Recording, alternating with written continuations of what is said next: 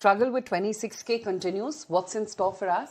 I think what Infosys was showing on yeah, Friday. We're going to come to that. If that was the case, then I think we would have been talking of new highs already for the index. But I think it's been a fantastic, move for the IT specifically. But for the index, I think it's been a very sideways kind of a zone. We've been just about fluctuating around the 26,000 mark, plus minus 250 points precisely, because we are looking at 25,750 as a very strong support. We managed to hold on to that support 4 times in the last 1 month, and every test toward the 25,750 mark was met with a lot of buying. So that tells you that this is a very strong or a very solid support zone for the Nifty over the near term.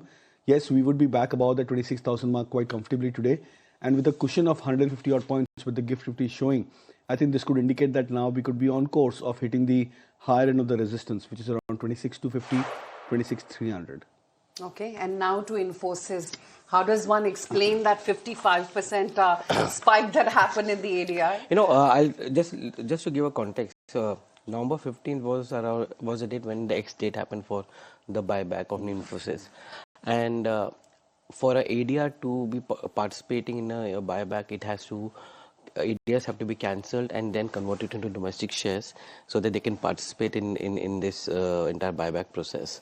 If you look at the thing, 90% of the ADR holdings were converted into it, because the entire FI power portion or institutional portion was subscribed 9 times for the buyback.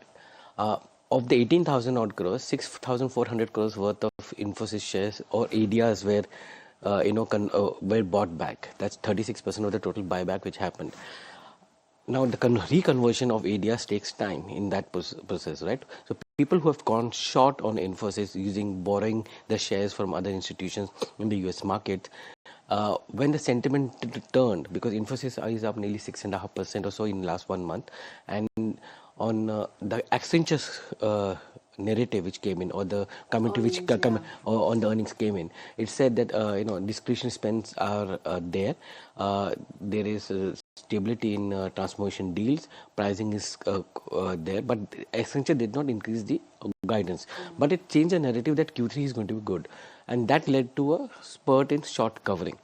And the shares were not available because the shares were under reconversion into ADRs. And that's the reason why the stock went up 56% intraday before the exchange came in. So that technical process is something, it's a short squeeze which happened. And we see that happening in Indian markets when IPOs But happen. an artificial one at that. Means the thing is that the estimate was that Indian IT was an anti-AI trade. So people went short on Indian IT ADRs. And when the stock went up by 6.5% or so in last 1 month, they had to cover. And when they're covering it, and with the commentary coming in, they didn't have the stock to buy from the market and give it back to the institution from where they have borrowed. So that's what has led to the entire Infosys stock or ADR going up on Friday, which is there. We see that same thing happening in IPOs also. If you look at ICICI Pru, and as I was mentioning with Harsh as well, that only 7% of the stock is liquid or free float, which is there.